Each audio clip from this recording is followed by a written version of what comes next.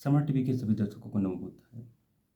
आज हम जीवन के 4 महत्वपूर्ण प्रश्नों के बारे में चर्चा करते हैं। कौन से 4 महत्वपूर्ण हैं, आइए जानते हैं। अलवी में विहार करते समय शास्ता ने जीवन की अनित्यता के बारे में गहराई से धम्म ज्ञान दिया। शास्ता ने सभी को सदैव सचेत रहने के लिए पंचकंद से वास्तविक स्वरूप का अनुभव करने का प्रयास करने के लिए कहा। उस धम्म सभा में 16 साल की एक बुनकर युवती भी थी। उसने भगवान के धम्म को गहराई से श्रवण किया और पंचखंड की अनित्यता की ओर ध्यान लगाया।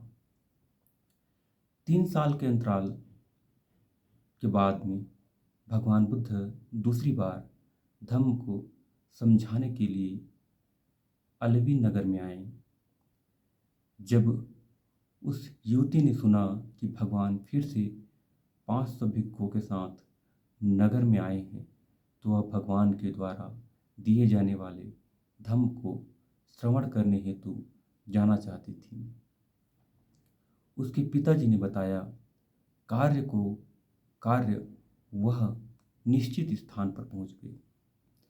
भगवान के वंदन करते समय भगवान ने उस पर धम्म की अनुकंपा करते हुए 4 प्रश्न किए और युवती ने प्रज्ञापूर्वक उन सभी प्रश्नों का उत्तर दिया। भगवान ने पूछा, पहला प्रश्न, तुम कहाँ से आई हो? उत्तर में कहती कि मैं नहीं जानती। दूसरा प्रश्न उसने कहा, तुम कहाँ से कहाँ जा रही हो? तो भगवान जब ये प्रश्न पूछते हैं तो युवती कहती है कि मैं नहीं जानती। तीसरा प्रश्न उन्होंने कहा कि क्या तुम नहीं जानती? मैं नहीं जानती। चौथा प्रश्न उसने कहा, भगवान बुद्ध ने, क्या तुम जानती हो? तो उत्तर में आता है कि नहीं, मैं नहीं जानती हूँ। उसके जवाब को सुनकर बहुत से उपस्थित जो लोग थे वो आश्चर्य में पड़ गए। भगवान ने चारों प्रश्नों और उसका उत्तर युवती को समझाने के लिए कहा। यह प्रश्न और उनके उत्तर हम सभी के लिए अत्यंत महत्वपूर्ण है। सभी प्रज्ञावानों को इनका चिंतन मनन करना चाहिए।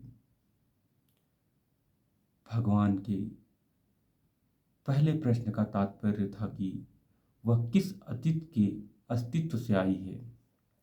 इसलिए युवती ने उत्तर दिया कि वह नहीं जानती।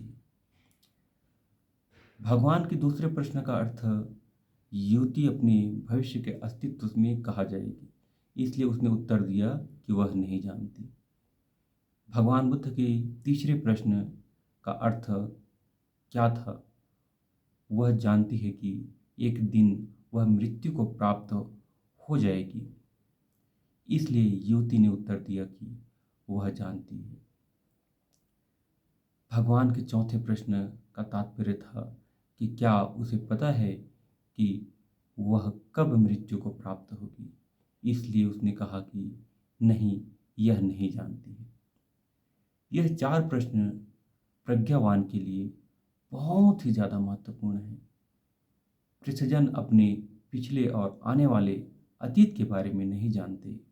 हम सभी को यह पता है कि हम भी एक दिन मृत्यु को प्राप्त होंगे, लेकिन मृत्यु के समय के बाद में पृथ्वीजन नहीं जानते, इसलिए प्रमाद बेहोशी में जीते हैं। अपने लोभ, द्वेष और मोह को हर क्षण बढ़ाते हैं, स्वयं भी दुखी होते हैं और यह भी दुख सभी को बांटते हैं। लेकिन प्रज्ञावान लोग इन बातों का चिंतन मनन करते हैं और अपनी सुगति के लिए, दुख से मुक्ति के लिए सदैव प्रयास करते हैं। आज इतना कहकर आप सभी को मंगल कामनाएं। भवतु सर्वमंगलम, भवतु सर्वमंगलम, भवतु सर्वमंगलम।